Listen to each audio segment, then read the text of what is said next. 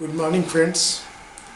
आज के वीडियो में हम एक वोल्ट मीटर की रेंज एक्सटेंशन करने का सिस्टम देखेंगे। एक वोल्ट मीटर जिसमें कि permanent magnet moving coil instrument type का सिस्टम लगा रहता है, इस टाइप का मूवमेंट होता है जो कि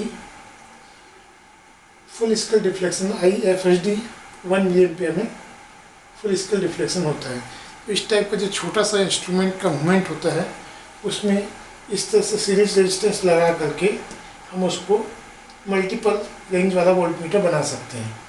यहाँ पर इस वोल्ट मीटर में ये जो पहली रेंज है 10 वोल्ट की है, दूसरी रेंज है 50 वोल्ट की, तीसरी रेंज 250 वोल्ट की है, चौथी 500 वोल्ट की रेंज है। इस रेंज को सिलेक्ट करने के लिए यहाँ पर एक रेंज सेलेक्टर स्विच है। ये रोटरी टाइप का स्विच होता है जिसको इस पोजीशन में रखेंगे तो 10 वोल्ट हो जाएगा, इसमें रखेंगे तो 50 वोल्ट में सिलेक्ट होगा, इसमें 250 वोल्ट और इसमें 500 वोल्ट रहेगा। तो ये जो इंस्ट्रूमेंट होता है, इस इंस्ट्रूमेंट के अंदर में एक कॉइल होती है और एक परमानेंट मैग्नेट होता है। तो जब इसकी कॉइल को हम सप्लाई देते हैं तो इसका पॉइंटर डिफ्लेक्ट होता है। तो इस पॉइंटर को 0 पॉइंट से लेकर मैक्सिमम पॉइंट तक डिफ्लेक्ट होने के लिए जितना करंट देना पड़ता है उसको बोलते हैं फुल स्केल डिफ्लेक्शन करंट, आई फुल स्केल डिफ्लेक्शन। तो इस वोल्ट मीटर का जो है इसमें IFSD की वैल्यू 1 मिलीएम्पियर है। मतलब कि इस वोल्ट मीटर को अगर हम 1 मिलीएम्पियर करंट देंगे तो इसका जो पॉइंटर है 0 से लेकर के फुल स्केल तक के रिफ्लेक्ट कर जाएगा। जैसे कि यहाँ पर 0 से 50 डिवीज़न है, किसी में 0 to 100 डिवीज़न भी हो सकता है, मगर 0 से लेकर के 100 डिवीज़न या 50 डिवीज़न तक जो भी इसकी स्केल है उसमें फुल डिफ्लेक्शन होने के लिए जो करंट देना पड़ता है उसको बोलते हैं आई फुल स्केल डिफ्लेक्शन, IFSD। तो इस केस में यहाँ पर इस मीटर की फुल स्केल डिफ्लेक्शन करंट की वैल्यू 1 मिलीएम्पियर है और इसका जो कॉइल का रेजिस्टेंस है वो 100 ओम है। तो यहाँ पर अगर हम इसको 100 ओम को और फुल स्केल डिफ्लेक्शन करंट को देखेंगे, इसको फुल स्केल डिफ्लेक्शन होने के लिए वोल्टेज जो लगेगा मीटर के लिए वो VM = 100 मिली वोल्ट होगा। मतलब ये जो करंट है इसको इस रेजिस्टेंस से मल्टीप्लाई करेंगे तो V = I/R के हिसाब से यहाँ पर हमको 100 मिली वोल्ट मिल जाएगा। तो इस टाइप का जो इंस्ट्रूमेंट होता है इसको मूवमेंट बोलते हैं, PMMC मूवमेंट। इस मूवमेंट की जो फुल स्केल डिफ्लेक्शन होती है वो बहुत कम होती है। मतलब सिर्फ 1 मिलीएम्पियर में ये फुल स्केल डिफ्लेक्शन हो जाएगा, या 100 मिली वोल्ट इसको अप्लाई करेंगे तो इसका फुल स्केल डिफ्लेक्शन होगा। पर इसको यदि हमको मल्टीमीटर बनाना है तो एक रेंज का मल्टीमीटर बनाना होगा तो इस टाइप का एक सीरीज रेजिस्टेंस लगाएंगे। यदि हमको 3-4 रेंज का मल्टीमीटर बनाना है तो जितने रेंज का मल्टीमीटर बनाना है उतने सीरीज रेजिस्टेंस लगाते हैं। जैसे कि यहाँ पर 10 वोल्ट के लिए पहला ये रेजिस्टेंस लगा है, 50 वोल्ट के लिए सेकंड रेजिस्टेंस लगा है, 250 वोल्ट के लिए थर्ड रेजिस्टेंस लगा है और 500 वोल्ट के लिए ये फोर्थ रेजिस्टेंस लगा है। तो यहाँ पर हम ये जो रेजिस्टेंस लगाए जाएंगे इसकी वैल्यू कैलकुलेट करने का सिस्टम देखेंगे कि R1 की वैल्यू कितनी होगी, R2 की कितनी होगी, R3 कितनी होगी, R4 कितनी होगी।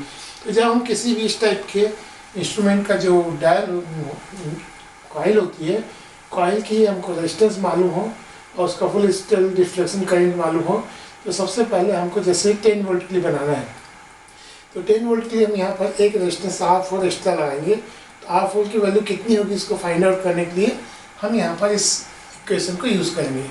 For 10 volt range total resistance RT, मतलब RT means resistance of this volt meter plus इस एक्सटर्नल रेजिस्टेंस R4।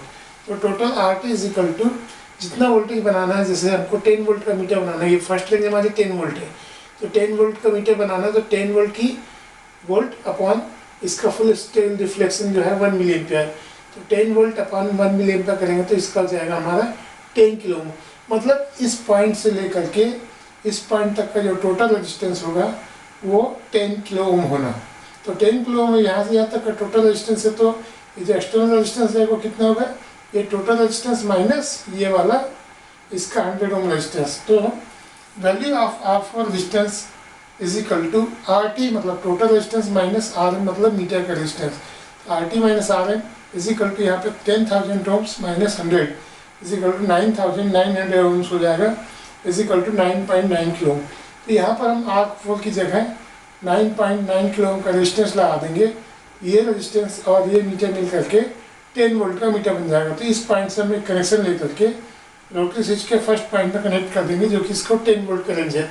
जैसे हम सेलेक्टर स्विच को घुमा करके 10 वोल्ट की पॉइंट में रखेंगे, ये पॉजिटिव सप्लाई जो है पॉजिटिव पॉइंट इस स्विच के थ्रू यहाँ से 10 वोल्ट में आ जाएगा, यहाँ से रेजिस्टेंस के थ्रू मीटर में जाएगा, और निगेटिव पॉइंट डायरेक्ट यहाँ से मीटर में जाएगा। तो इस केस में क्या होगा कि जो 10 वोल्ट हम सप्लाई देंगे, इस 10 वोल्ट का 9.9 वोल्ट इसमें ड्रॉप हो जाएगा, सिर्फ 0.1 वोल्ट मतलब 100 मिली वोल्ट मीटर में जाएगा, और ये फुल स्केल डिफ्लेक्शन होगा। मतलब जब हम 10 वोल्ट देंगे तो फुल स्केल डिफ्लेक्शन दिखाएगा यहाँ पर 10 पॉइंट तक। जब हम इसको 5 वोल्ट देंगे तो यहाँ पर पॉइंटर हाफ डिस्टेंस तक चलेगा। तो इस तरह से इस रेजिस्टेंस को लगाने से ये वाला फर्स्ट 10 ओम की रेंज 10 वोल्ट वाली रेंज अपना कैलकुलेशन कंप्लीट हो गया। मतलब ये जो मीटर है अभी इसके फर्स्ट पॉइंट में हमने 9.9 के रेजिस्टेंस लगा दिए, तो ये फर्स्ट रेंज कंप्लीट होगी। यहाँ पर फर्स्ट पॉइंट में 10 वोल्ट मिलेगा।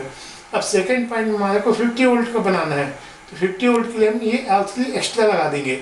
R3 की वैल्यू निकालने के लिए क्या करेंगे कि फॉर 50 वोल्ट रेंज फिर RT total resistance is equal to voltage की जगह 50 वोल्ट रखेंगे डिवाइडेड बाई 1 मिली एम्पियर, तो इससे डिवाइड करने के लिए आ जाएगा 50 किलो ओम।